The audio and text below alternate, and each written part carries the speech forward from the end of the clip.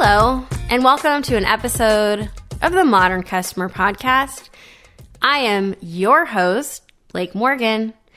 Today I have a special episode because I am in San Francisco with the president of Qualcomm. He is Cristiano Amon, and he has been working on 5G technologies for over 15 years.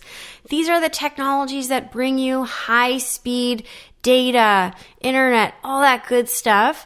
And it's going to impact how you run your business in the future. And also you listening to this podcast, your own life, your ability to get high-speed data, to play games if you're into gaming, and so much more. 5G will impact the entire world, and that's what we're talking about in today's episode. This is a great conversation we have in San Francisco today. I'm excited to bring it to you. Let's get to the show. Cristiano, it's so good to be here with you in San Francisco to talk about 5G. Welcome to the Modern Customer Podcast. Thank you very much. I'm very happy to be here. So, Cristiano, I know that you've been doing this for many years, this focus on, first it was 3G and 4G and 5G. How did you get involved in all of this work? This is what our company does. I think Qualcomm, which is, by the way, a big company, not a lot of people know about it. It's the company behind all the fundamental technologies that have been in every single phone today. I think there's not a 3G phone or a 4G phone in the world that doesn't have a piece of Qualcomm technology. And we've been really working very hard in wireless to create technologies that we can change the society to the revolution of wireless. It's clearly, when you look at what we can do with our phones right now, it's incredible how it changed the society. And we're trying to do that again for 5G. It really is incredible if you think about it. Like, my daughter's 3 years old, and she can talk on video to her great-grandmother in Australia like every single night in real time. And I think it's so amazing connectivity today. It's just, if you really think about how far we've come, it's quite wonderful and amazing. And also the fact that we could bring in the 4G era, like mobile broadband, to your phone. We also turned the phone into a computer, and in addition, I think of connecting, to each other with very high quality.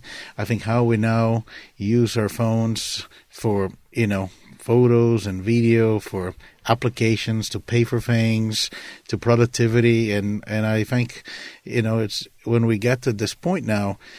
The smartphone is today the largest development platform ever created by mankind. There's nothing as big as that. Yeah, if you really stop and think about the smartphone, that it is a little computer in your pocket, it's just incredible. So today we're talking about 5G. I know that you have a long history, as we mentioned, creating 5G, rolling it out. I think it's hard for many listeners to imagine what life in the future could be like with 5G, but would you paint that picture for our listeners? Yes. Maybe I'll start by saying we have our phones today, and we use our phones to connect to the internet. And what 5G will bring immediately, like the first thing we're going to see, the networks are being built, so the networks are going to start to be launching some cities. Not all cities will have it every, day one, but the coverage is going to get there. And what you're going to see is your internet is going to be super fast. It's going to be like having fiber to your phone, like, so people call wireless fiber. And you're going to see speeds at 10 times faster. But what it actually means is you're going to start to see services become much better. And I'll give you an example. Today, we look at our 4G phones, and the connectivity that we have, even when you are in not great signal conditions, you can stream music. Like, we can listen to Spotify. And it's good that in all cases, you can stream music. Therefore, people don't buy CDs, and they don't download MP3s, and they don't have separate music devices. They just stream music on their phones and then, stream to your car and everything. Video is going to be like that. So it's going to be as seamless to get a 4K video on your phone as music. No matter what signal condition you're going to have, 4G is going to be an instant. You're going to get video. And also the same thing, you're going to generate videos and you're going to share it. And you're going to be basically having the capability of a professional camera with your phone, and you'll be able to broadcast, anything you wanted. So first thing is video is going to get much, much better. Any questions before I keep going? No, I'm so excited to hear you talk about this because, I'm in a content business. So for me, I've built my whole career off the ability to create content on a very cheap budget and then create a whole brand. And it's just, as you're talking, I'm just thinking about all these industries that are being disrupted because of this innovation. Absolutely. Let me keep going then. So we're talking about video.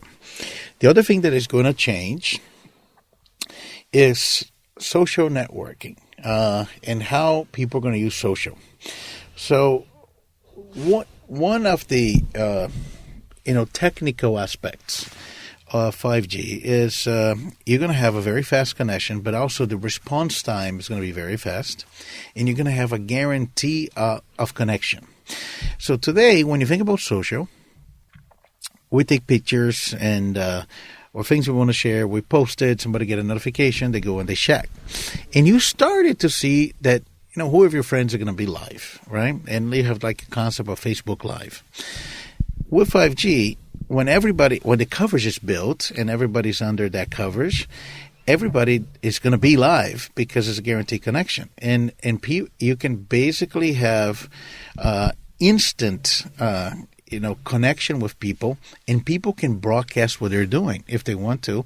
So it's going to have one-step function in social networking, and we'll start introducing what I think some of the social networking companies that are working with us to develop the new 5G applications for social, they call social presence.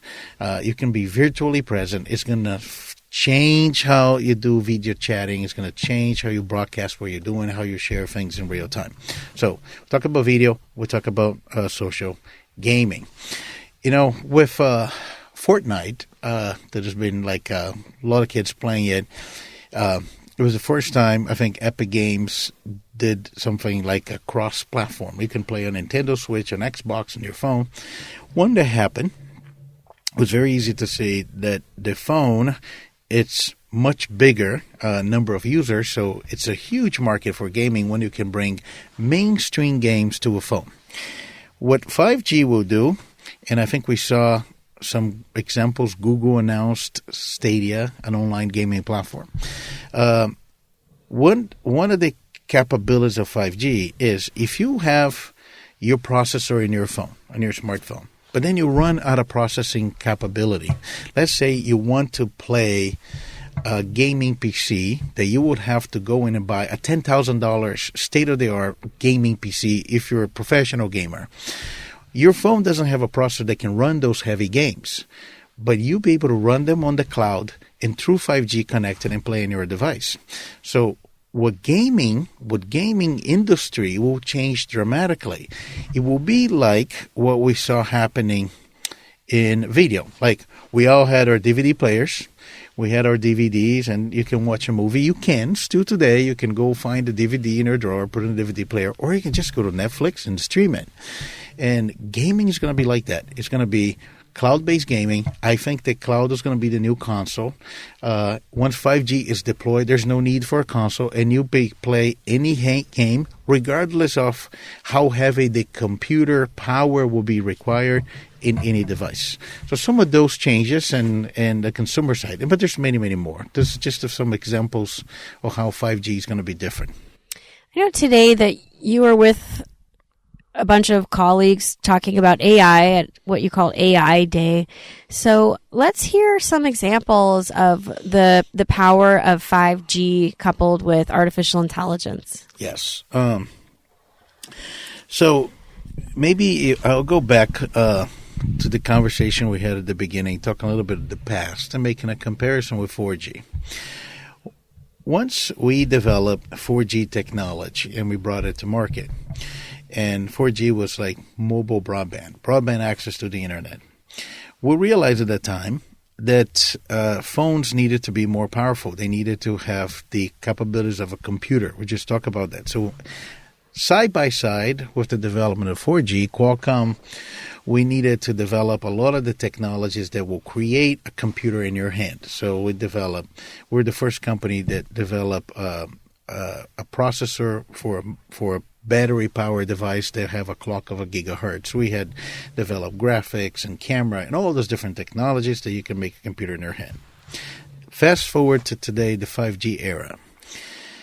In the 5G era, the other development that's going to go side by side with 5G is artificial intelligence.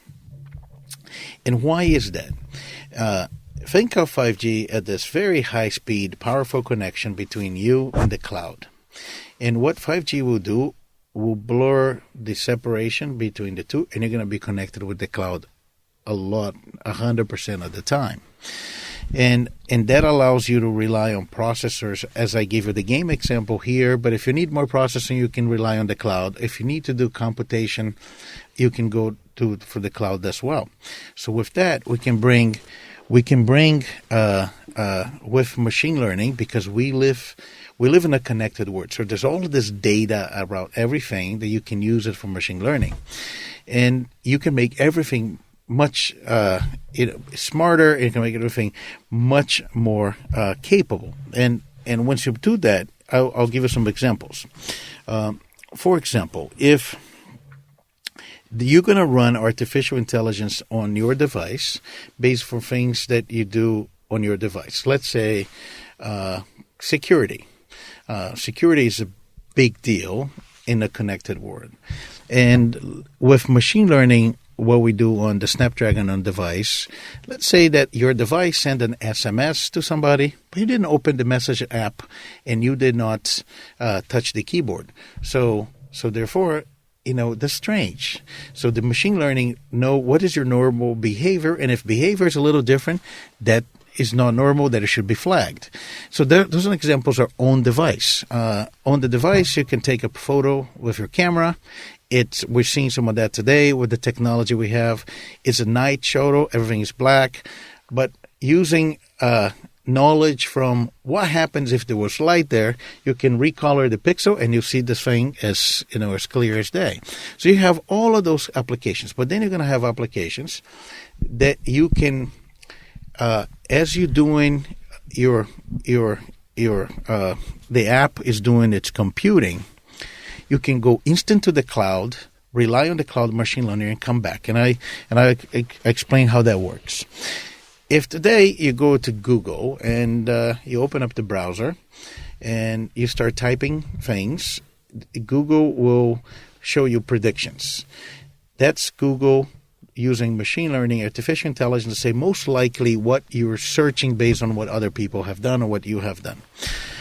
Now think about this. 5G connect your device to the cloud. And for every computation or app that you're running, it has the ability to real quick rely on things that happen on the cloud and come back. And therefore you're going to have all of the apps are become so much more powerful, and we're going to see the development of super apps. The apps are going to be able to do many, many more things because they have access now to any computing power or any data from machine learning. Now, if you ask me, give me a example of something that doesn't exist today that I can relate to it, and I'll give you what I like that a lot when you put 5G plus artificial intelligence combined. When you look at all those pieces that I just described, a little bit technical, think that now we can build something like a glass like this, not a big VR helmet. People are not going to use it. Nobody's going to be walking around in the street with those VR devices. But if it's look like an eyeglass or sunglass, people, you will use it. So you can put in like where the, very just small electronics for the radios, but you leave the computing in the cloud. But with 5G, you are connected. So I could come in here to this podcast. I never met you. And then immediately this glass with a camera will look at your face. Instant goes to the cloud do facial recognition, find out, that's Blake, and find out, here's your LinkedIn, here's your Facebook account, your Instagram account, and have I met you before? Have I met anybody that is a friend of you? And give me all this information all in real time, and we're going to use those things for augmented reality and everything we do. Let me stop you, because Black as you're Mirror saying episode. this, right, it sounds like a Black Mirror episode, because as you're saying this, you're like a tech person. I've worked at tech companies. I'm a tech person, but there's so many people out there who I can see that they would not like this. They would think that is creepy. They wouldn't appreciate it. They wouldn't want it on their body. I mean, at what point does that become part of the conversation? Like, do people actually want these technologies? Do they want to be judged by them or wear them? Okay, very good question. By the way, I think this is it's a frequent topic of conversation. And from our perspective, we're the company developing the fundamental technology. We don't do some of the applications that come on top. So other companies were better to respond. But I don't want to dodge the question. I want to answer the question. The way to think about it, and I'll give you my opinion. Technology can be used for good, and so many things you can do with the technology that you can do before. Like this example that I gave it to you, that we're talking about the Black Mirror episode. Let's just say, forget that for consumers, but like how somebody working in a factory or studying it, somebody doing some work that could have instant real-time information and could learn on the job. Somebody could actually be able to do tasks and gain new skills by having those devices. So there's many use cases that they're very, very useful. And I think technology can be used for good. What I think where we are in this society right now, and this is just my personal opinion, we are now in a world that is connected. And I don't think you can go back. Like we are already, just us and your phones, just look everybody with their phones, we're in the connected world. And as we do things in a connected world, we started to create we have ourselves, and then you're going to have your digital self. That all of your digital data, the data that you generate, where do you go, stuff about you. And I think we're still in an early stage. It's still immature. How we think about protection of this data. So one way to think about it, when you think about citizens and you think about the protections that citizens of a country are entitled to, and how the government will think, I'm going to protect, your physical being and protect you. Eventually, we're going to have to get to the next level when you're also going to have the protection of your digital being. And you started to see the dialogue happen in multiple different locations, and I think we're going to get there. I think it's not an issue of technology, it's an issue of having the maturity of living in a connected world and understand that all of us will end up having our digital self somewhere else in the cloud, and we're going to have expectations about how to protect that as we try to protect, our physical world. Absolutely. It's interesting to hear your perspective of that you believe that we're still very immature, because I think most people, they would probably think, well, we live in a very technology advanced society and technology is everywhere and it's quite evolved at this point. But you're saying, no, it's still very early. I think we are in, maybe I should describe it in the following way.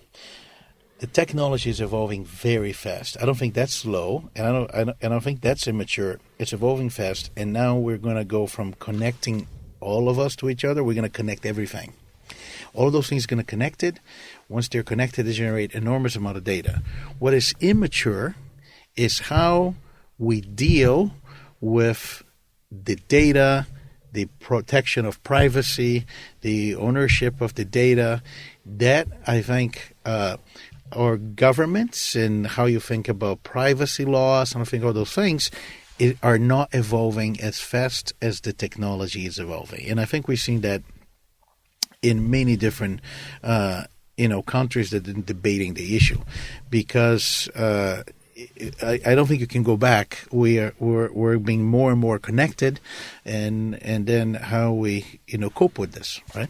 Right, because as you're saying this, I'm thinking about GDPR and something like that. Yes. Now the rest of the world is kind of holding their breath, waiting for regulations. But it just feels like that business is very advanced moving forward. And yes, the government seems to be a bit slow to understand the implications of these technologies and how to help manage them. It's normal, but I will give you now the flip side on technology, which I'll say and we as a technology company, we're actually very happy about that. But I'll give you the flip side where the governments are not being slow. It's been the opposite. In the 4G, and I'm not talking about in general specific use case and consumer, but maybe a bigger view about the impact of technology. In the 4G era, some countries, like the United States, a great example, were first with the technology, and in the United States and the wireless operators, I think like the first one was Verizon Wireless, started to build this 4G infrastructure. And all of a sudden, we had an infrastructure that we could connect at high speed with our cell phones. Because that infrastructure was there, new companies, new business models started to appear in the United States, like Uber, you have Instagram, Facebook, Amazon, and the list go on and on and on. If you look at Europe, that didn't happen in Europe. They don't have any of those companies, and they don't have those companies because there was not a 4G infrastructure, so the developer community could not come up with this new business model. And then when it was there, it was already mature in other countries. And we're more and more in a digital economy. So what's happening with 5G at this time, nobody wants to be behind. So the United States, we've been working and we're very happy. It was first place the 5G got launched. Verizon launched this week, start building the coverage. We accelerated by more than a year. But if you look, China, Europe, Korea, Japan, nobody wants to be behind. Most of the developed economies are going to be launching in 2019, which is the accelerated time frame, because that technology could have an impact in how companies will be competitive, how industries will be competitive, and it'll be a very big difference of the places where you don't have that, because in addition to phones, 5G is connecting production robots, is connecting the connected enterprise, is driving the industrial, smart cities, etc., etc. So that's a case where we see the opposite. Governments are now much faster in understanding the importance of technology for, continued economic growth. It's really interesting to think about the competition among countries, among global businesses, and because most of us don't think about how much connectivity impacts innovation, bringing products to market. So I think that's a really great point. You mentioned the connected enterprise. I do want to pay attention to our B2B listeners who are interested in 5G and how it will impact B2B customer experience. Do you have any more examples of B2B companies that are leaning on 5G to bring better products and services to market? Yes. Let me maybe give you a couple examples of different segments. So let's just start with the typical enterprise. The typical enterprise, you have today, you have a Wi-Fi network, you have computers, and you have your IT infrastructure. And when you think about bringing 5G to the enterprise, now you have this very high speed with guarantee of delivery, and we talk about very low latency. So if you look like a company like Qualcomm, and we do a lot of heavy what we call workloads, like we're designing chips and we have this big workstations. Well, with 5G, you can put that in the cloud, and you can have regular PCs. And when you want to run something that requires heavy computing, you just run into the cloud. The other thing that you do, you can get your entire IT infrastructure, move it to the cloud. You start thinking about how to manage data, all of this data on hard drives. You just store the data in the cloud. Like today we make choices. Do I put this file on my hard drive or put it in the online drive? And you just don't worry about that anymore. Then you have all the devices are connected 100% of the time. You don't have to talk about intranet, extranet. So you have all of those changes, and I think that with that you democratize computing. You simplify your infrastructure, and I think you increase productivity. The best example is manufacturing. I like that a lot, and the reason I bring that is because it's a very interesting recent topic. Supply chains on the move. Trade agreements are being redone.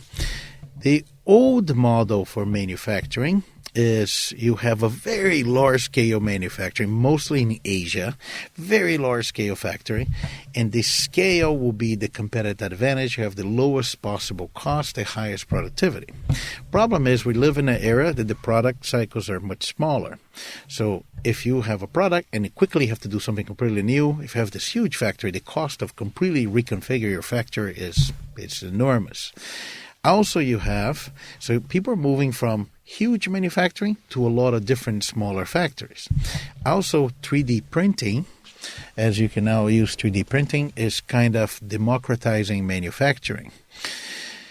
So when you think about how to have flexible manufacturing, how to have distributed manufacturing, so we announced with a German company, Bosch, a partnership, last quarter, and using 5G to build, the smart manufacturing, system.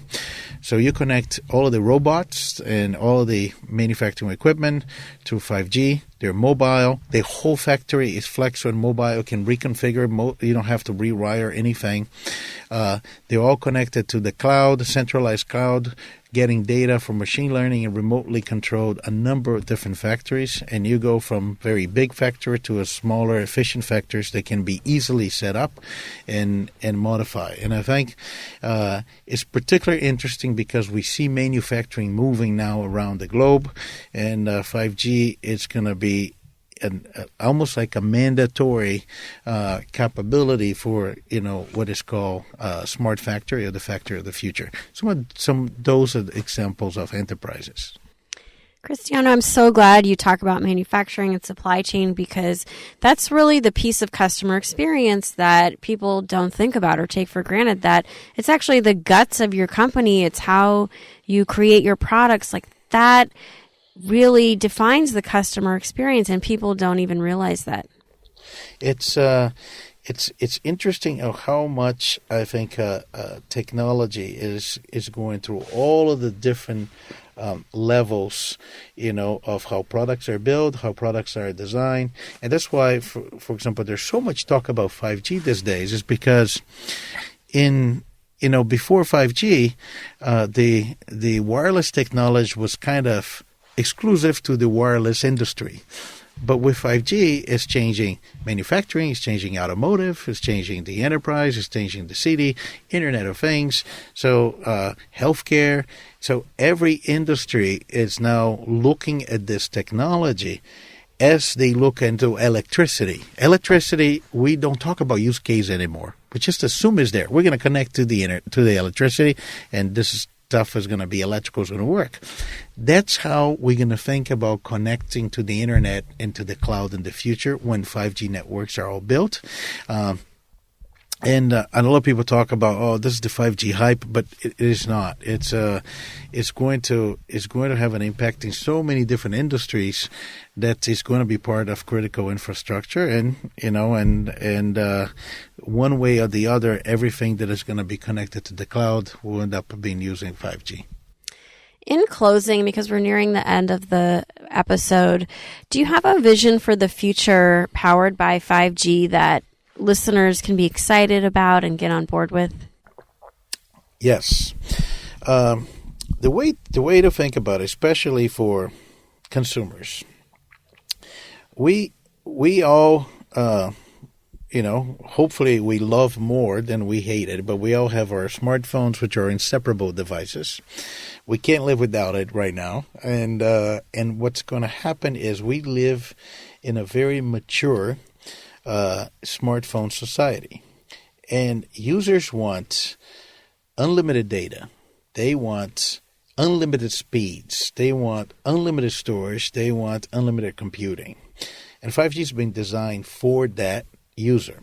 So once 5G is deployed, even if you're not interested in all of those different use cases in the industrial segment and the automotive, and you're just going to think about the smartphone, this been designed so that, first of all, you don't, once the coverage is built, and that's the big caveat, it's going to take a while to build it. But once it's built, there ain't going to be anything like, oh, I got a bad signal or I don't have a connection. You're going to be on unlimited data. You don't worry about connection to the internet, how much data it consumes. You're going to have gigabit speeds. You don't have to worry about memory because you can store anything, any data you want. It's all in the cloud, and it's going to be seamless to you. You don't even know it's in the cloud.